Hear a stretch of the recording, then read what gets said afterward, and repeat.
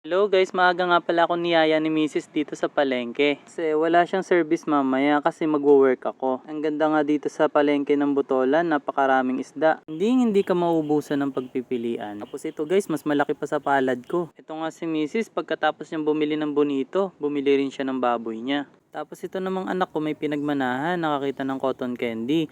Another satisfied customer na naman. Pagkatapos nga niyan, order na lang kami ng goto with egg kasi hindi na ako aabot kung ipangluluto pa ako ni Mrs. Kaya nga nagsimula ng timplahan yung kanyang goto with egg. Tapos dumiretso na nga pala ako dito sa work ko. Photographer nga pala tayo ngayon guys, binyag ni Baby John Matthew. Thank you sa nag-recommend sa akin kasi ako yung kinuha nila mag-coverage dito sa kanilang event. Mga guys, nagpe-prepare na sila rito kahit may bagyo. Tapos guys, andito na naman pala tayo sa Santa Monica. Ang tamang candid lang tayo rito sa gilid. Gamit ko nga pala rito ay A6000 at 85mm. Tapos tamang hintay lang kami kay Father. Buti na lang, isa lang niyang magbibinyag ngayon. Madalas sabay-sabay ang nagbibinyag dito. Matapos nga namin sa simbahan ay napalaban na kaagad tayo. Pagbinyag kasi walang ganong program. So nag-start na nga pala tayong sumandok dito. Kumuha tayo ng lechon, sweet and sour, mechado, estopado, minudo at lumpia.